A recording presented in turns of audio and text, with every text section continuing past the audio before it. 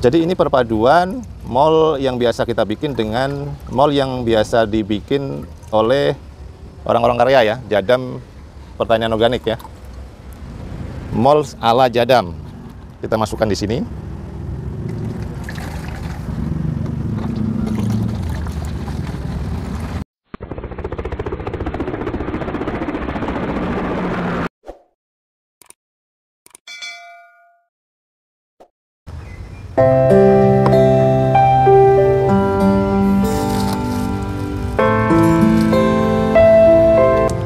Kali ini saya akan mengajak Bapak, Ibu, dan sahabat semua belajar bersama bagaimana caranya memanfaatkan air cucian beras dan sisa nasi atau nasi basi untuk dijadikan pupuk organik cair atau kita jadikan mikroorganisme lokal. Jadi di sini saya sudah sebelumnya ini saya sudah membuat mikroorganisme lokal ya atau mol yang saya buat dari air beras dan nasi basi ya. Ini saya kumpulkan setiap hari ya, sahabat. Ini di bawahnya itu ada nasi, kemudian airnya saya menggunakan air cucian beras. Jadi selama ini kan tiap hari kita pastinya memasak nasi ya, dan otomatis akan ada air cucian beras tiap hari atau air leri ya. Nah, bagaimana cara memanfaatkan air leri ini yang setiap hari kita kumpulkan ya, dan belum tentu sebenarnya kita tiap hari juga memanfaatkan untuk keperluan kita tiap hari ya, karena mungkin tanaman kita juga sedikit ya, ataupun kita juga mungkin tidak sempat untuk menyiramkan ke tanaman-tanaman kita. Nah, bagaimana cara memanfaatkan air leri dan sisa nasi ini supaya bisa maksimal untuk penggunaannya? Karena apa? Air leri yang kita tidak fermentasikan itu setelah 3 hari atau 4 hari kita kumpulkan itu akan menimbulkan bau busuk ya.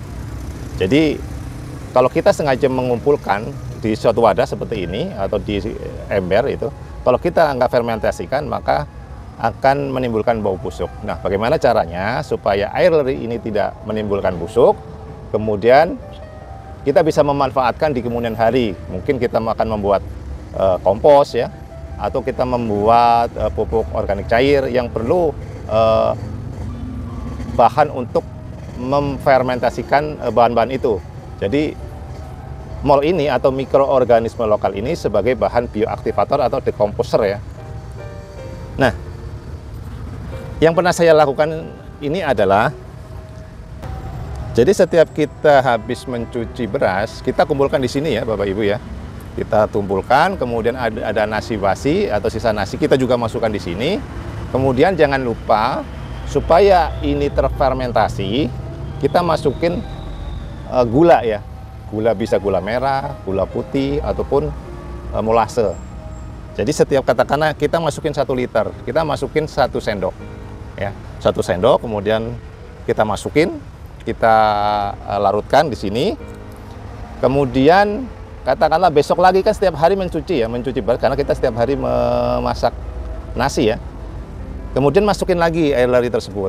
Air leri tersebut, kemudian kalau masih ada sisa nasi kita masukin lagi.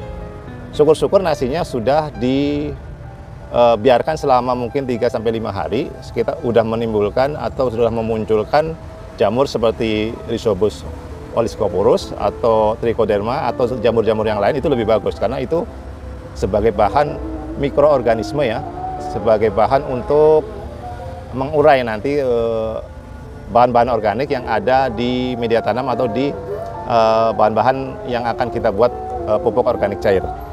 Nah, setelah nanti mungkin sudah 3-4 hari, kemudian air lerinya udah bertambah, kita masukin lagi gula. Ya, mungkin 1 sendok ya, kalau sudah 5 liter, campur lagi 1 sendok sampai dengan posisi air lerinya ini semakin penuh. Kalau seperti ini air leri udah posisinya hampir penuh ya, tapi jangan dipenuhin ya, karena nanti kita kasih ruang ini untuk supaya ini tidak meledak. Kan terjadi proses fermentasi, otomatis muncul ada gasnya. Dan setiap hari kita buka ya, setelah katakanlah ini sudah mulai terfermentasi, kita buka. Untuk maksimal, atau mungkin bukan maksimal ya, untuk yang saya lakukan itu biasanya untuk air sebanyak ini, biasanya ini saya cukup 4 sendok. Jadi setiap hari pertama kita kasih, katakanlah kita dapat 1 liter air, kita masukin 1 sendok gula. Kemudian 2 hari kita nggak usah masukin gula dulu. Mungkin sudah 4 hari kita ada penambahan air ini, kita baru masukin lagi 1 sendok gula ya. Kemudian 4 hari, 5 hari, 6 hari kita masukin gula lagi. Ini maksimal biasanya saya 4 sendok untuk ukuran seperti ini. Dan hasilnya nanti tidak akan busuk ya baunya ya, seperti ini. Ini bau air tape ya, bau tape. Jadi ini tidak mengganggu lingkungan, ataupun kalaupun kita mau memakai, itu kita juga tidak merasa merasa kebauan ya, karena baunya asam-asam gitu, bau tape. Nah, ini pembuatan mikroorganisme lokal atau mol versi yang seperti biasanya kita lakukan di Indonesia ya. Jadi bahan dari mikroorganismenya atau bahan pengurainya itu didapat dari nasi basi ya, nasi yang dibasikan. Dan sekarang saya akan membuat mikroorganisme lokal atau mol, perpaduan antara Jadam Microbial Solution dengan mikroorganisme lokal yang biasa kita buat. Bahannya hampir sama, jadi bedanya di sini adalah sumber mikroorganismenya kita ambil dari alam, dari hutan ataupun dari kebun-kebun yang belum terkontaminasi oleh bahan-bahan kimia. Jadi kita ambil leaf mold atau humus yang ada di hutan. Ya, saya sudah menyediakan ini, saya pesen ini leaf moldnya atau cetakan daun atau humus daun ya, yang diambil dari hutan. Jadi mikroorganisme ini adalah mikroorganisme yang ada di hutan, yang biasa mereka menguraikan bahan-bahan organik yang ada di hutan ya, seperti ada daun ya, ada batang, ada bangkai hewan mungkin ya. Pokoknya segala macam yang ada di hutan kemudian diurai menjadi bahan-bahan organik yang kemudian nanti akan mudah diserap oleh tumbuhan-tumbuhan yang di sana. Jadi menurut para pakar pertanian, humus hutan itu mengandung miliaran mikroorganisme. Jadi memang alam itu sangat banyak menyediakan mikroorganisme ya. Nah, kita tiru cara kerja alam, kita tiru proses fermentasi yang ada pada alam dengan cara mengambil mikroorganisme itu ke sini untuk dijadikan mikroorganisme lokal. Jadi yang biasa saya lakukan adalah, sebentar, kita turunin dulu. Ini adalah air cucian beras ya. Seperti biasa, ini air cucian beras. Kemudian saya ada sisa nasi ya. Ini sisa nasi tapi belum memunculkan jamur ataupun bakteri ya mungkin ya. Jamur ya terutama ya, karena belum ada warnanya. Jadi kita masukin saja di sini biar nanti proses memasukkannya di sini lebih gampang.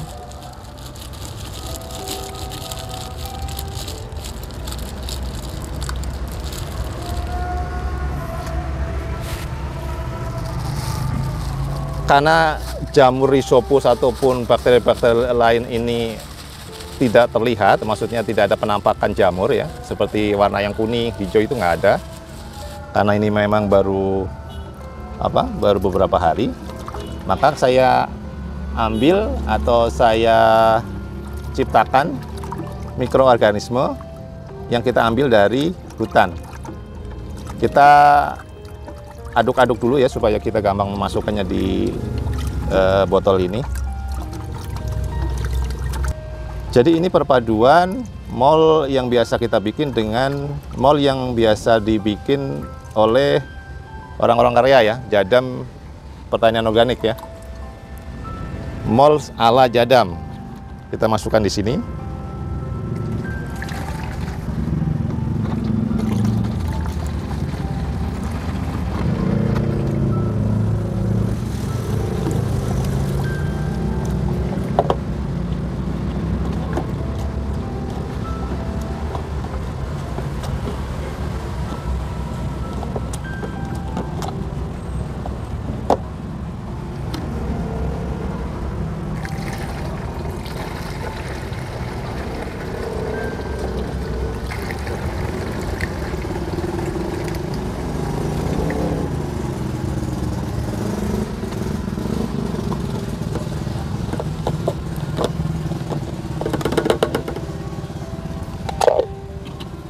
Kita langsung taruh aja.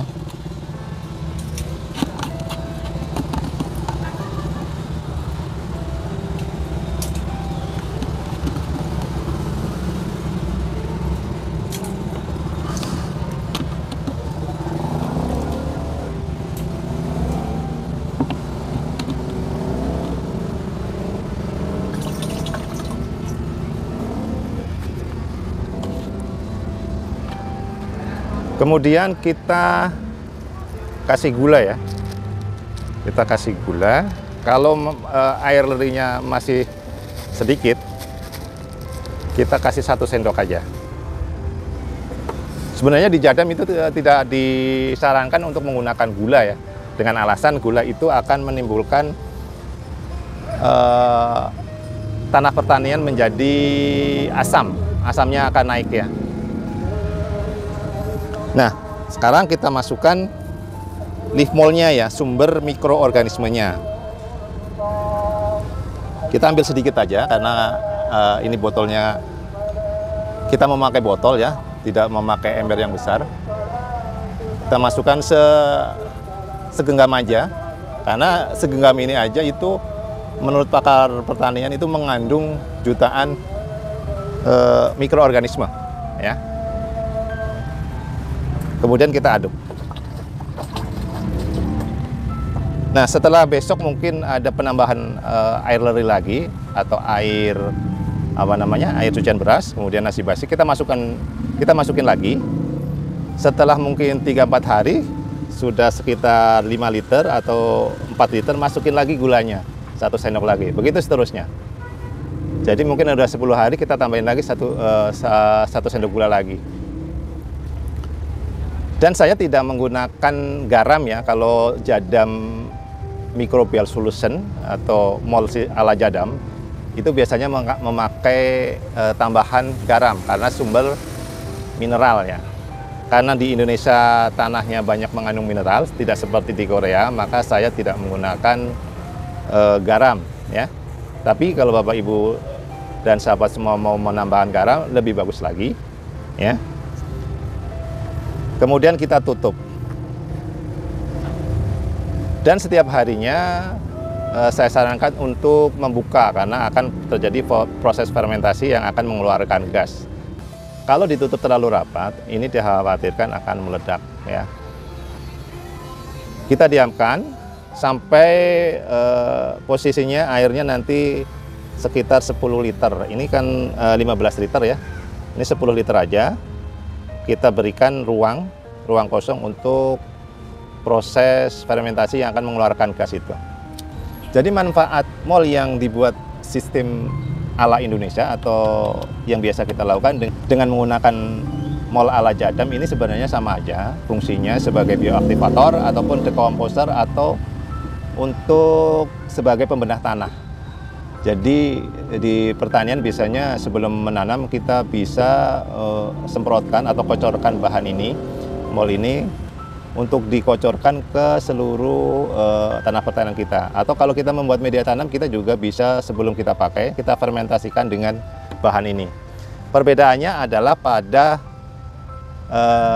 banyaknya mikroorganisme yang ada di kedua mold ini.